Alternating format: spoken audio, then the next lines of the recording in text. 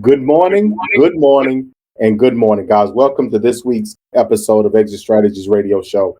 Guys, I'm your host. I'm Colin J. Millett, broker and owner of Exit Realty, Low Country Group in beautiful North Charleston, South Carolina. Hey, look, we have an extra special show for you today. I'm very, very excited. We got an amazing guest with us today. All right, every now and again, we're able to get, quote unquote, the creme de la creme, the top, the skim right there across the top with us. And we just so happen to have landed one of those guests here today. So guys, y'all please join me, give a warm welcome to Jason Sharon with Home Loans Inc. Jason, how you doing today, man? Man, I am blessed beyond measure for sure. And you are way too kind. I'm not that cool for those accolades, man. Look, tell our listeners a little bit about you. See, I know about you, but they need to know as much as you can give them without overwhelming them. But they need to know about you. You know, you've written books. You know, you're a mortgage guy, man. You're like the guy. So let our listeners know a little bit about you. I'm not going to talk about myself. I'm going to talk about mortgages, so I'll keep it short. So I'm a mortgage broker. I own my own company, half for 4 years. Was loan officer for 3 years before that. Before that, I was in the Navy for 20 years. Married, beautiful wife. I've got older kids. I've got younger kids. As far as professionally, I was just number 132 in the country of all mortgage brokers. I spoke on stage teaching mortgages. I've been in Forbes, featured in Forbes, Yahoo Finance, money.com interviews me a few times. Written 3 books on mortgages. I'm just good at teaching. I study hard, study the guidelines, understand requirements, and I'm good at explaining to people. And that ends up as a blessing to me, coming back to me. That's awesome, man. That's awesome. And so for our listeners, guys, and I appreciate it, Jason. I really appreciate that because I have a similar sentiment. I don't like to talk about me. Let's talk about what we need to do. But sometimes you got to give them a little taste of it. So, guys, look, we have a true professional with us today. Again, a man. I mean, he was recently on stage. I forgot the name. It was had an X in it. But a conference recently that you were presenting on stage at, and you tell a story. You tell people what they need to know. You know, you let people know, how they can, be impactful in the lives of others. I mean, you tell a story, man. So I really appreciate that about you. But today, so for our listeners, okay, look, so Jason, everybody's talking about interest rates. Oh Lord, that's a conversation. We're talking about the feds and what's going on in the market. You being on this side and having as much knowledge and depth of knowledge, what should consumers be mindful of as far as Fed rate increases? What should they be mindful in regards to its impact? How is that impact felt in mortgage rates at the retail level? So people are talking about the Fed funds rate, and that's like comparing apples to couches. So there's no connection between the Fed funds rate and mortgage rates. There is something else the Fed is doing that many people are talking about, and I'll get to that in a second. So what the Fed funds rate is, so that way everyone just has the basic level of knowledge. Most people don't understand this. I didn't really understand it before, 5-6 years ago. The Fed funds rate is, do you remember? Your listeners probably remember the whole too big to fail thing. Oh, right? Yeah. Banks too big to fail. So the too big to fail resulted in a law. That's a very good law that in order for a lender to give out money, that's banks, credit unions, doesn't matter. Car loans, credit cards, it doesn't matter. Whatever type of credit you're extending to a client, a borrower, you have to have so much money in the bank. Mm-hmm. There's some multiple depending on how big you are, what type of registration you have, all that kind of stuff. Anyway, there's times where maybe Bank of America has a really good day in the loan department, and at the end of the day, they like, oh crap, we don't have enough reserves in the bank. So then Bank of America calls up Wells Fargo and says, hey, Wells Fargo, we need $2 million to borrow for the night. Mm-hmm. Mm-hmm. And then Wells Fargo wires the $2 million to the Bank of America. And that's what the Fed funds rate is. The Federal Reserve sets the rate for the overnight borrowing from one lending institution to another lending institution. It's a 24-hour loan. We're talking about, the people, our listeners right now are concerned about a 30-year loan. So there's no connection between the two. There is a connection With car loans, credit cards, home equity lines of credit, because those are shorter term loans. And in theory, what the Federal Reserve is trying to do is to slow down the economy by making it more expensive for lenders to lend out money. Therefore, clients would have a higher interest rate, and therefore they would be less likely to borrow more money, which would then slow down the economy. Mm-hmm. So that's what the Federal Reserve is attempting to do.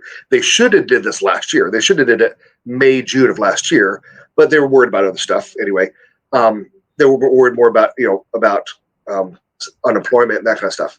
Mm-hmm. So the other part that the Federal Reserve does that really drives interest rates, mortgage interest rates we're talking about now. So I'm going to talk about mortgage interest rates. So what happens to a mortgage after it closes? So you get the house, you get the keys, you get your package, you throw the package in your desk drawer, and then you make your first payment a month later or 2 months later, whatever it is. Well, there's a lot that happens during that month and a half, 2 months after you close that loan. And basically that loan gets re-underwritten and it gets bundled with a bunch of other loans, probably 1,000 other loans, and it gets bundled into one mortgage-backed security or a bond. And then that bond gets sold on Wall Street.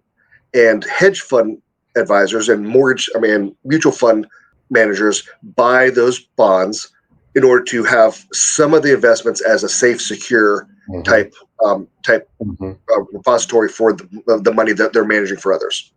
And in order to be sold on Wall Street, it has to meet all those guidelines, all the hoops and red tape you got to jump through while you get the mortgage.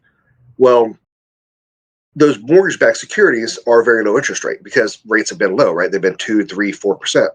Well, if you're a smart investor, that you invest $100 million or whatever, you're not going to go buy an investment that's going to give you a less rate of return than inflation. Mm-hmm. So the problem we ran into when COVID started hitting was nobody wanted to buy mortgage-backed securities. So the Federal Reserve had to step in and they bought every mortgage-backed security you could possibly get, which kept rates extremely low for the last 2 years. Okay. Well, now the Federal Reserve is realizing, hey, we've got too many bonds on our balance sheet, so they're letting them roll off as the loans either mature or they refi or they get sold. They're replacing less of those, and then they're buying less bonds. So now there's more bonds on the market for the market to buy. For you and I could go invest in mortgage-backed securities if we had enough money on Wall Street, right? Mm-hmm. So now the Fed is buying less bonds because they want that financial policy to be where they're holding less of that debt, and other people aren't wanting to buy them because the rate of return is so much less than inflation. So that's what the Federal Reserve is doing. That people are comparing, like I said, apples to couches. That has nothing to do with it. It all has to do with supply and demand of how many mortgages are out there to invest into, and how many people want to invest into it. So unless rates come up, there's not going to be anybody to give more money for us mortgage professionals to lend to the people that you represent to buy houses. Wow. So, that's interesting, Jason. I'm looking at transparent moment here, boss. I've been doing this a long time. I've been doing this 18 years, and I've never had anybody explain that entire thing like you did. That's profound. And for our listeners, guys, y'all have to understand how this money moves if you want to be, money is currency. It's meant to flow. And in turn, we got to understand how this money moves so we can essentially find ourselves or place ourselves in its path. Oftentimes people look and money is flowing, but it's flowing away from them, not towards them. So this is empowering here for our listeners. So let's keep going. Obviously, we're going to see some fluctuation with interest rates on the mortgage side, the retail side. I mean, it's inevitable. In turn, people that invest in mortgages, they want a return on investment. And in turn, if they're paying more money to get money or to hold it for whatever short period of time, then in turn, they have to raise rates and such. So I'm going to say this to you, one, for your opinion, and two, for a response. But I just had this conversation recently, and the reality is that home prices and rates. So, there's an expectation for the layperson that interest rates increase, that's going to slow the housing market down. Now, pricing is going to fall and all these kind of things. We always expect some adjustment, but pricing is not going to be overly impacted by rates. Will it affect buyers, what they're paying? Yeah. But in my opinion, this is my opinion, it won't overly affect pricing. Now, people are saying, well, hey, we need to wait until interest rates come back down.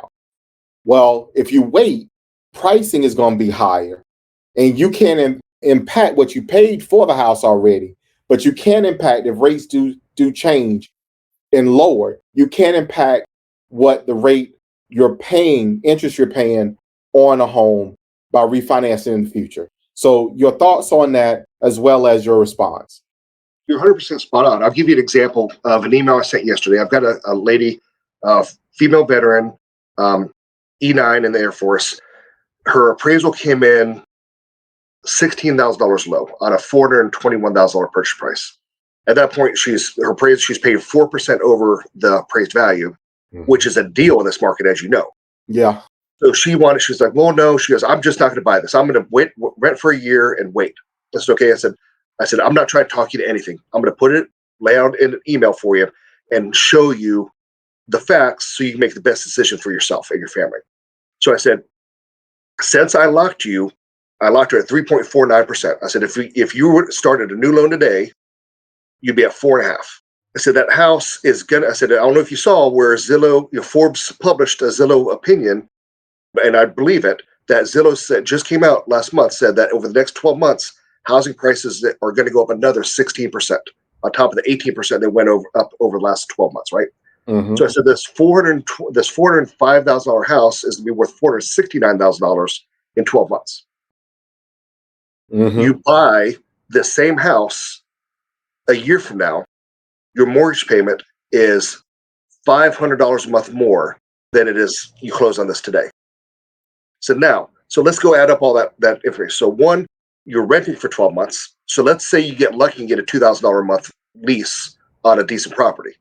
Because when she's buying a $400,000 house, she's not going to go live in some rundown apartment, right? So that's $24,000 you're going to waste in rent. Mm-hmm. The $500 a month times the average mortgage is kept 7 years. So you're going to pay $500 a month more for the 7 years after you get the house. And you're not going to get the $64,000 in appreciation. I said, you add that all up, it's going to cost you $130,000 to not buy this house and wait a year. Okay. So that's sobering. Sure. That's extremely sobering. And I appreciate, Jason, how you handled or how you responded and placed that out there as a matter of fact, putting the calculations and the numbers into it and leaving the emotion out of it. You and I have been around long enough. You buy a house, you buy a house. If you don't, you don't. But here, understand this. If you don't buy it, then this. Oftentimes the consumers are trying to say and make it look like, to be frank, let me start with me, that we're only in it for the commission. We're trying to give them to buy the house for the commission because we don't articulate the fact that you just laid out. Waiting is going to cost you more. So we're trying to tell you that, but we don't demonstrate it with true numbers and explain it. And that's profound, my man. So look, we are a little bit right where we need to be actually for our first break. Guys, look, our listeners, y'all hold tight. We're going to take a quick pause here for the cause, and we're going to bring Jason right back and continue this conversation. Y'all hold right there. Congratulations to our Realtor of the Week for Exit Realty Low Country Group, none other than Lakeisha Smalls. You can reach Lakeisha by calling 843-371-9205 or text Legacy Building, that is LEGACY BUILDING to 85377. I'll give Lakeisha a holler now. Guys, we are back. Second segment, Exit Strategies Radio Show. I am your host, Colin J. Millett, broker and owner of Exit Realty Low Country Group in beautiful North Charleston, South Carolina. Now, hey, look here. Today, extra special guest actually had to run down the street to get him because his office is right down the street from mine. Jason Sharon, Home Loan Inc. Jason, how you doing today? Man, blessed beyond measure. I appreciate it. I'm honored to be here. So before the break, if you didn't catch that first half of the show, I want you to go back, look for this episode, guys. It'll be posted on our website. It'll be on all our social media. It'll be on our YouTube channel, all those things. Let's go look and check this out because Jason just broke this thing down for you. One, he explained thus far, and we still got some more conversation to go, but he just explained to you guys first how the feds work, how these Fed rates will impact the industry, what that's going to look like. Furthermore, he also broke down in a specific example Now, granted, your example, your situation may be a little bit different. So don't you come calling me talking about what Jason said. Hey, it was a 400 and some odd $1,000 house. I ain't buying a $400,000 house. Look here, don't you call me with that. Let's do some math relative to that. If you're buying it at 300, the number gonna be a little bit lower than what Jason said, but it's still gonna cost you a lot of money. If you're buying a $500,000 or $1 million property, it's still going to cost you some more money. It's just going to cost you a little bit more to wait a year. Okay. Let's use some common sense. Let's apply some common knowledge and let's make some decent and reasonable decisions. So, Jason, look, before we go too far, your contact information. How can our listeners reach you? How can they get in contact with you if they have questions, as they have questions, because it's inevitable they're going to have. Sure. It's the easiest phone number out there, 843 low rate. What? Yeah, my phone 843 number is low rate. low rate. Yep. 843 low rate is my phone number. Oh, that's priceless. Yeah. Okay, listeners, dial 8. Matter of fact, can they text you? Yes, they can text me via that as well. Oh, I almost want to do a study on this. Y'all reach out to Jason, 843 low rate. My God, that man, look here. I love that, man.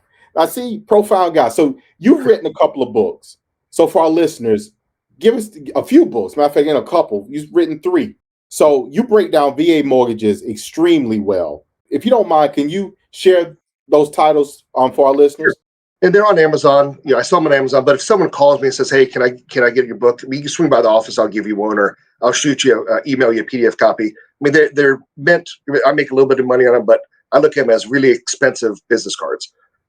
So the first one I wrote was VA Mortgages Declassified, because I just got tired of seeing so many veterans get jerked around by the big banks that pretend to be veteran protectors, but they're not. Mm-hmm. And then I realized, there was so much positivity from that book, so much good feedback.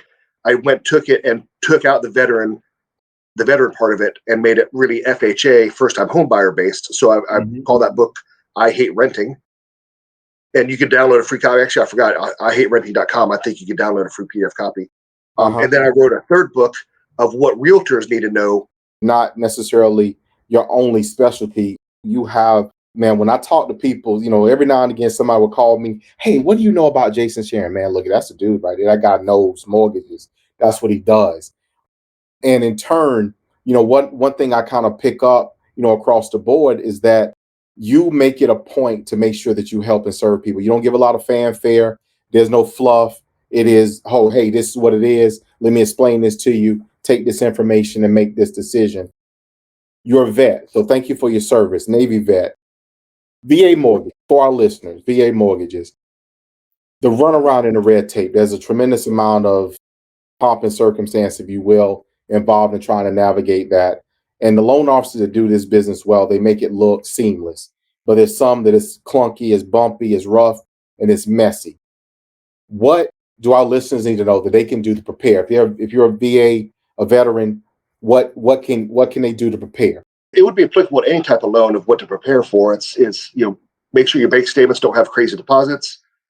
Make sure your hours are good at your work. Make sure you've got the money saved up you need for down payment or closing costs, or whatever it is. And for veteran, having a copy of your DD-214 in order so that way I can pull your certificate of eligibility.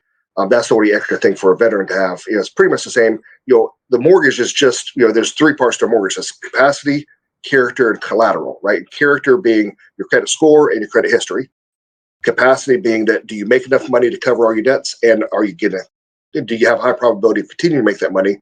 And the third thing, collateral, is, is the house worth what you're buying it for? And does it have clear and warrantable title? So that's just the 3 parts of the mortgage. 5,000 pages of requirements to meet those 3 C's, right? FHA is 1,407 pages of guidelines just for FHA. Man, look here. Hold on, man. I'm over here. I'm trying to get my whole mind around it. Because see, obviously as a loan officer, that's what you do. I've never sat, I know there's a lot of stuff there for these guidelines, and I'm familiar with this section or maybe that section, so to speak. I've seen it somewhere or heard it or what have you. But for you to sit down and, oh Lord, 5,000, that's ridiculous. Yeah, but sure. It's our government at work. So not to go too far, but, stay in that same place. So breaking down that VA loan process, is important for people that are eligible. There's a lot of people in our market, in the Charleston market. There's a lot of our listeners that are scattered around the world that may be service members or were service members. And in turn, they don't know, hey, I'm eligible. So eligibility for a VA mortgage, that comes with a certain amount of service.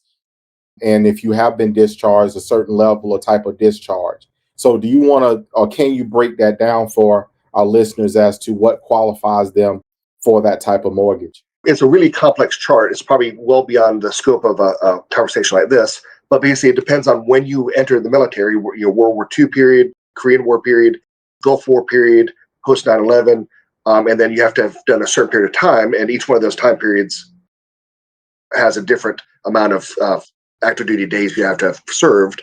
And then your characterization, you have to have the proper characterization of discharge, an honorable discharge. Sometimes you get it with a general discharge or an administrative discharge, but you have to go through a lot of stuff with the VA for that. But generally, if you did your time, you're going to be good. If you got out early due to a medical reason, like you hurt yourself, you broke your foot in boot camp, you're probably not going to be able to do it. But if you generally did, you're pretty close to your time that you signed up for, whether it's 2 years, 4 years, 6 years, whatever, you're probably fine. If you're still active duty, after about 90 days, you should be good. Good. That's incredible. So this April is Fair Housing Month. That is quote unquote, I say near and dear, but something that, I tend to follow, and, there's little things here in events and all that stuff. But your process of interviewing, if you will, the buyer, what does that look like for preparing them? You've talked about what the information they need to bring to the table, all that things. But in that process of a conversation, what do you say to them? And as a word of advice, this will probably take us out, but as a word of advice to buyers in this current climate, this current market, what are you telling them? What are you saying to them for them to understand what they're undertaking and what they will encounter? Does that make sense? Sure, absolutely. I try to explain what the loan process looks like, and that's about a 5-minute conversation of, hey, from credit pull to pre-approval to offers to earnest money to inspections, appraisals, title work. You'll go through all that stuff. That's about a 5-minute conversation, and then I like to say, hey, at some point during this transaction, you're going to get mad at somebody. Hopefully, it's not me. Hopefully, it's the appraiser. Hopefully, it's the listing agent. Maybe it's your buyer's agent. But something's going to go sideways a little bit on every single transaction. Because every single loan, the way the guidelines are written, you can decline every single loan. Even the little 80-year-old lady with great Social Security, fixed income, 40% down payment. There's something weird in her file that, of those 5,000 pages of requirements, that could trigger a denial. So you just got to figure out what it is, get ahead of it, talk up compensating factors of why that's okay, why we can accept this flaw in the application, because we've got all this extra money, we've got all this other, we've got great job stability, whatever. But every loan, it could be declined. You just have to have someone to be ahead of the game. So one of the things that I wish everybody understood is, give me more information than I need. Tell me everything. And if I don't need to know it, I'll forget it. I mean, I had to get an FBI background check to get this job. Every loan officer does, and I've still got top secret clearance from my military time. I'm good at keeping secrets. If I don't, you tell me something, I'm not telling anybody else your stuff. But I need to know what I'm going to be hit with. If like I got a loan that might get declined right now because the guy owes taxes from 2016, 2017. He didn't tell me about it. He says, "Well, I didn't know." How do you not know that you owe $26,000 to the government? There's no way you didn't know that. Here we're supposed to close yesterday.